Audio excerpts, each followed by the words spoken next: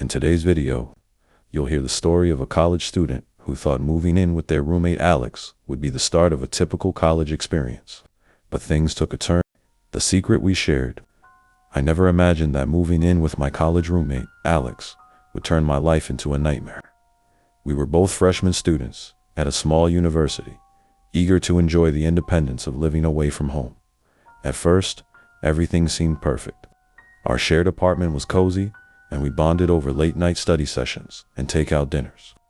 But as time went on, I began to notice strange changes in Alex's dark moods, secretive behavior, and a growing obsession with true crime documentaries. One evening, while we were watching another crime show, Alex turned to me with a glint in his eye. "You know," he said, "there's something thrilling about getting away with it. The perfect crime." I laughed it off, thinking he was just joking, but his expression didn't change. It was as if he was lost in thought, contemplating something far darker than a mere discussion. It wasn't long before the first incident happened. One night, I returned home late from the library, exhausted from studying. The apartment was unusually quiet. As I entered, I noticed Alex sitting on the couch, his face pale and sweaty. "What happened?" I asked, concern creeping into my voice. "I saw something," he replied, his voice shaking. "I think someone was outside our window. I don't know, maybe I'm just being paranoid." I shrugged it off as a figment of his imagination, but a knot of unease settled in my stomach. A few weeks later, I was jolted awake in the middle of the night by a loud thud. My heart raced as I glanced at the clock. 3 a.m. I turned to Alex, who was sitting up in bed, his eyes wide and unfocused. "Did you hear that?" he whispered. Before I could respond, he jumped out of bed and grabbed a flashlight. "What are you doing?" I asked, my voice shaky. "Stay here," he commanded, stepping cautiously toward the door. I hesitated but followed him, compelled by a mix of fear and curiosity. We crept through the dark apartment, the flashlight beam cutting through the shadows. Suddenly, we heard a muffled cry from the hallway. Alex's face drained of color. We reached the front door, and to my horror, Alex flung it open. Outside, the landing was empty. My pulse pounded in my ears. "There's nothing here," I exclaimed. But Alex stood frozen, staring into the abyss of the night, as if he was searching for something or someone. Days turned into weeks, and the atmosphere in the apartment shifted. I noticed that Alex was increasingly withdrawn, spending hours locked in his room, immersed in crime shows and online forums. I tried to engage him, but he would brush me off with vague excuses. I often heard him muttering to himself late at night, and sometimes I would catch him writing in a small notebook. It felt like he was documenting something sinister, but I couldn't bring myself to confront him. Then the unthinkable happened. One morning, I woke up to the sound of sirens blaring outside our apartment. Dread washed over me as I quickly dressed and rushed out into the living room. I found Alex sitting on the couch, staring at the news blaring from the TV. 2 students were found dead in an off-campus apartment, the reporter said. Authorities believe it may be linked to a string of recent burglaries. My heart sank as the realization hit me. I had seen those students around campus. I exchanged nervous glances with Alex, who seemed unbothered, almost calm. "What do you think happened?" I asked, forcing myself to sound casual. "I don't know," he replied, a hint of amusement in his voice. "Maybe they weren't careful, or maybe someone wanted to send a message." I felt a chill run down my spine. The days that followed were a blur of paranoia. I found it increasingly difficult to concentrate on my studies, and the unease between us was palpable. I began to suspect Alex was somehow involved in the crimes. His obsession with true crime seemed to have crossed the line, blurring reality with the dark fantasies he indulged in. One night, while he was out, I decided to snoop around his room. I needed answers. I quietly opened his closet and discovered a hidden compartment at the back. My hands trembled as I pulled it open, revealing a stash of items, jewelry, wallets, and even a bloody knife. My breath caught in my throat as I realized I was holding evidence from the recent murders. Just then, I heard the front door creak open. Panic surged through me as I shoved everything back into the compartment and hurried to my room, locking the door behind me. I could hear Alex moving around the apartment, humming to himself. My mind raced with thoughts of what I had discovered and what I needed to do. The next morning, I woke up to find Alex sitting at the kitchen table, a wide grin on his face.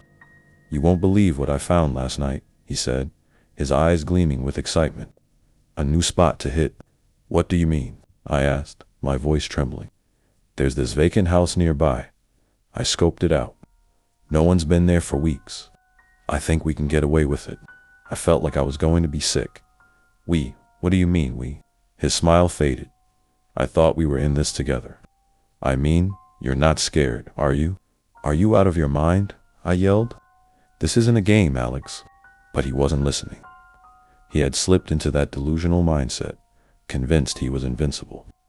I knew then that I had to get out before it was too late. That night, I packed a bag, determined to leave the apartment and report him to the authorities. But as I was about to step out the door, Alex appeared, blocking my path. "Where do you think you're going?" he asked, his tone icy. "I'm leaving. This isn't right," I said, my heart racing. His eyes darkened. "You can't leave. You're part of this now." Suddenly, it hit me. He was in too deep, and I had become a liability.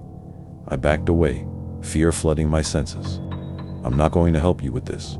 With a swift movement, he lunged at me, grabbing my arm.